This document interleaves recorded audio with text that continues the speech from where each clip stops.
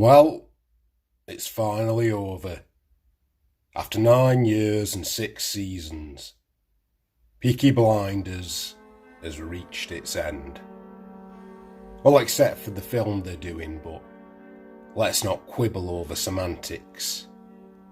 Anyway, it's one of them shows I've become quite fond of. Compulsive viewing, you might say. I guess I'm just a bit of a sucker when it comes to rogues and no-opers, seeing their deeds writ large in ever more sensational and elaborate ways. And I don't reckon I'm alone in that. You see, I think we all have a certain fascination with the scoundrel, the ne'er-do-well, men and women who against all the odds decided to say, "T'hell with it, we'll do it our way, live life on our own terms," be that due to oppression, poverty, or a simple inability to conform to social norms. The shadow of the outlaw looms large in our collective consciousness. From Robin Hood to Dick Turpin to Billy the Kid to Ned Kelly, I could go on. For such figures have ever had the power to captivate. Their deeds, their escapades, weave themselves into the very fabric of our folklore. The facts, oft forgotten, until naught but romance and heroism remains. For let's not forget these were dangerous folk, living in desperate times. And as nice as their underdog stories are, more often than not, they were mad, bad, and dangerous to know. Every county and shire has their tales of such personalities, of criminal gangs out to make a name for themselves. My own county of Staffordshire being no exception. You see, many years before the Peaky Blinders stamped their boots on the forge-lit cobbles of Birmingham, there were another gang, no less fearsome, who prowled the country roads between Hanley and Burslem, lying in wait for any foolish enough to be travelling after dark. I speak, of course, of the infamous Rough Fleet gang, a cadre of villains, all bent on lining their pockets the only way they knew how, and that were violence. You see, many members of this crew were former redcoats, soldiers who saw action on the battlefields of the Spanish Peninsula, fighting against the armies of Napoleon, who on returning home found few opportunities waiting for them. Hard men with few scruples, but who held together this gang of pugnacious misfits, who were the bitter sun around which these malicious planets orbited. Every gang needs its leader, its Thomas Shelby. Well, Jack Wilson was his name, better known to history as Mad Jack. Now our Jack, he was something of an unlikely criminal kingpin. Outwardly, he had little in common with the demobbed and dispossessed hellions that formed his entourage. You see, Jack was the son of a successful businessman, a Mr. David Wilson, owner of the pottery firm David Wilson and Sons, formerly Neil and Co., which was based in Hanley's Church Works during the early part of the 19th century. It was here Jack was set on as a manager, and by all accounts, he was pretty good at his job, possessed of a keen business mind, and well liked by the potters in his charge. But alas, Jack had vices, the wine tables and the betting rings, an ever popular haunt, which as you can imagine concerned his father somewhat, and recognising the slippery slope as some were on, he resolved to set Jack straight, relieving him of his duties at the pot bank and sending him off to sea. But this would only serve to exacerbate matters, for when Jack returned, he were worse than ever. He'd even managed to acquire a somewhat exotic partner in crime in the form of a small monkey, which he enjoyed unleashing on innocent passers-by. According to some accounts, this beastly little primate had a particular proclivity for leaping at women, scaring them out of their wits, something that I'm sure amused Jack no end. It wasn't long after his homecoming that Jack became leader of the drunks and wastrels that frequented Hanley's many bars and inns. From this group of disparate rogues, the Rough Fleet gang congealed. And fueled by Jack's charisma, and no doubt the money he drew from his father's business, the gang became a holy terror on the streets of Hanley, beating and robbing any unlucky enough to be caught in their path. Bear in mind, back then there were no police force to keep him in check. This was long before Robert Peel introduced the Metropolitan Police Act.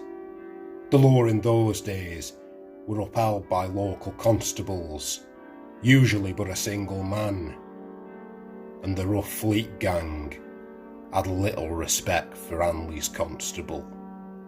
On more than one occasion, the poor man would attempt to break up some fight or riot started by the gang, crying out, "In the name of the king, I charge peace," which more often than not resulted in him suffering a rather vigorous manhandling. As such, the gang had carte blanche to do as they pleased, and let's just say they were rather creative in their mischief making.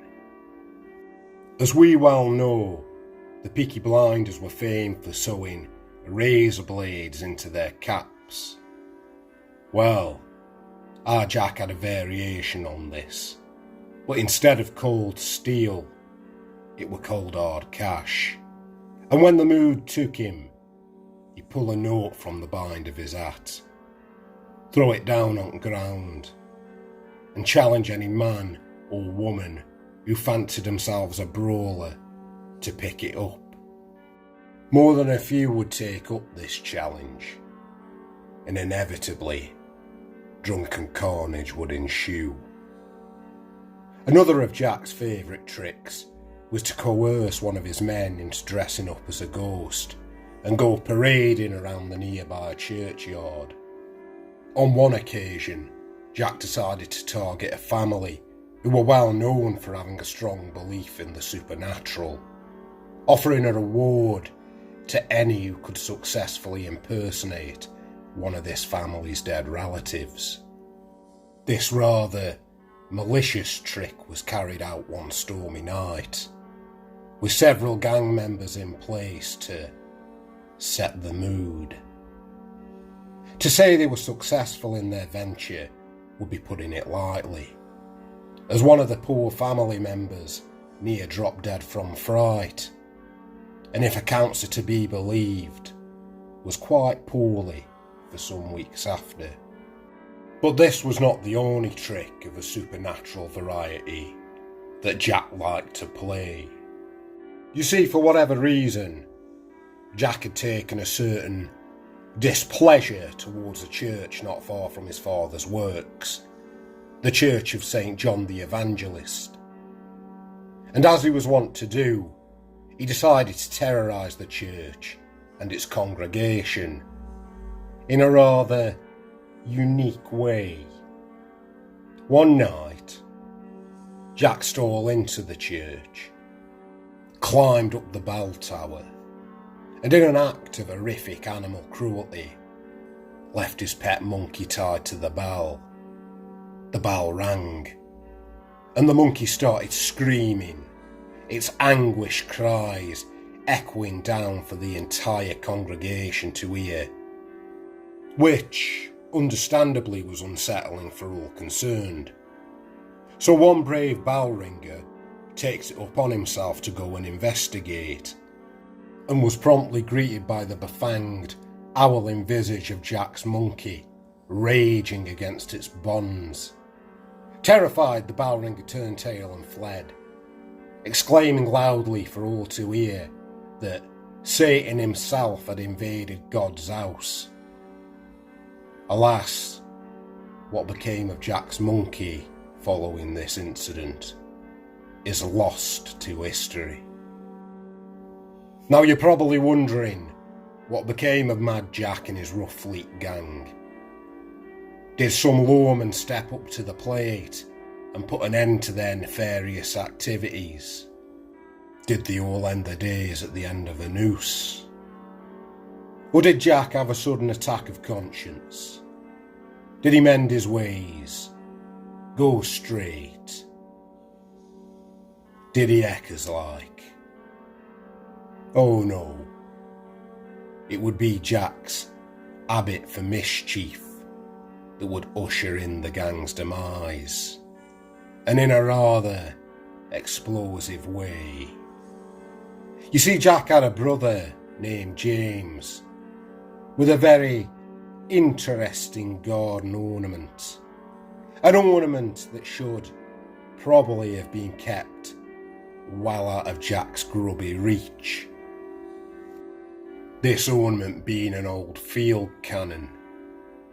Well, one morning Jack thinks to himself, you know what would be a right giggle?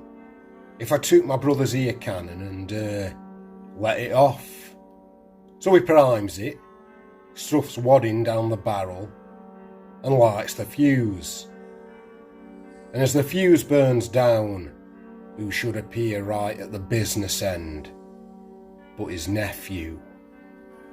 Kids, eh? They ruin everything. The cannon goes off, but just in the nick of time, James jumps in front of the barrel, knocking his son clear. The wadding flies out, hitting him full in the chest, killing him instantly. After that, it was said the fun went out of Jack, the guilt weighing heavy upon him, so he turned to drink.